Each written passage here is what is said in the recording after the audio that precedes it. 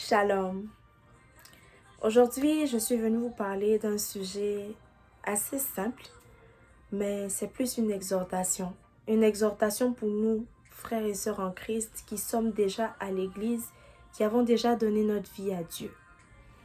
Alors la Bible dit dans le livre de Romains 12, verset 10, « Par amour fraternel, soyez pleins d'affection les uns pour les autres, par honneur, usez de prévénance réciproque. » La Bible aussi dit dans Hébreux 13, verset 1, « Persévérez dans l'amour fraternel. » Alors, ce dont je veux parler aujourd'hui est assez simple. Vous l'aurez remarqué lorsque j'ai lu les versets, c'est de l'amour fraternel.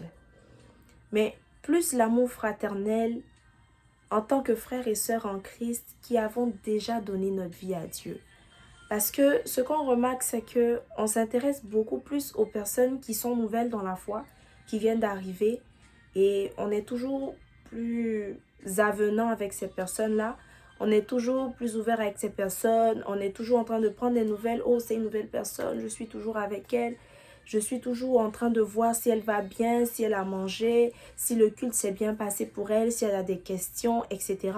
Mais la plupart du temps, ça nous mène à mépriser nos frères et sœurs en Christ qui sont déjà dans l'église ou qui étaient déjà dans l'église avec nous. Nos frères et sœurs en Christ qu'on a vus depuis le début de l'église, depuis la construction de l'église, depuis que l'église existe. Nos frères et sœurs en Christ avec qui nous sommes à l'église, nous les banalisons. Ce que je veux vous dire aujourd'hui, l'exhortation que je veux faire aujourd'hui à nous, chrétiens, parce que ça nous concerne tous, c'est de s'intéresser aussi à nos frères et sœurs en Christ qui étaient là avec nous depuis, qui sont dans l'église avec nous depuis, avec qui nous avons commencé notre marche spirituelle, notre marche avec Dieu depuis. Parce que c'est vrai qu'on se dit souvent, ces personnes-là ont déjà le Seigneur, ces personnes-là connaissent déjà Dieu, ces personnes-là sont déjà dans le bain, donc on n'a pas besoin de s'intéresser à eux, on n'a pas besoin de les regarder, on n'a pas besoin de s'occuper de ces personnes-là, parce que ces personnes ont de l'expérience, elles peuvent se débrouiller seules. Ce que moi je suis venue vous dire aujourd'hui, ce que je suis venue nous dire aujourd'hui, c'est que nous avons tous besoin d'amour, nous avons tous besoin d'affection, et ce n'est pas parce que cette personne-là a plus d'expérience, a la même expérience que toi. Ce n'est pas parce que cette personne-là a déjà une relation avancée avec le Seigneur qu'elle n'a pas besoin d'amour fraternel, qu'elle n'a pas besoin de compréhension, qu'elle n'a pas besoin que l'on lui accorde l'attention, l'affection. Il faut savoir accorder de l'affection à tout un chacun. C'est vrai, les nouvelles personnes ont besoin d'affection. Mais ne méprisons pas, n'oublions pas que nous avons des frères et sœurs qui étaient là avec nous depuis le début et qui ont aussi besoin de nous, qui ont aussi besoin qu'on leur accorde de l'attention, qui ont aussi besoin qu'on leur démontre notre amour, on leur démontre notre dévouement à leur égard.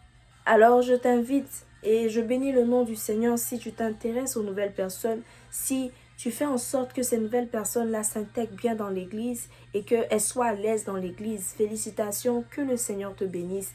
Mais aujourd'hui, je viens t'exhorter à aussi prendre soin de tes frères et sœurs en Christ qui sont déjà là, qui ont toujours été là avec toi, à prendre de leurs nouvelles en semaine, à les appeler en semaine, quand tu ne les vois pas, quand ils ont des difficultés, quand il y a des soucis ou même lorsque tu penses à eux en semaine.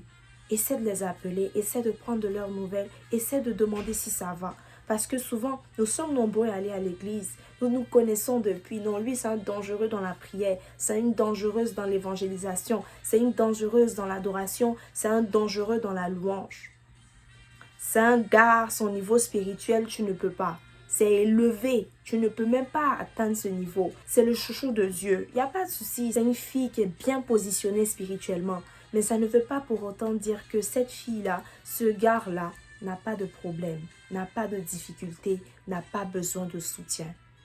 Et le truc, c'est qu'il y en a beaucoup qui sont chrétiens, qui sont à l'église avec nous, mais qui ne parlent pas, qui ne s'ouvrent pas, qui ne discutent pas, qui ne s'extériorisent pas, qui ne parlent pas de leurs problèmes, qui ne parlent pas de leurs soucis, qui ne se dévoilent pas tout simplement.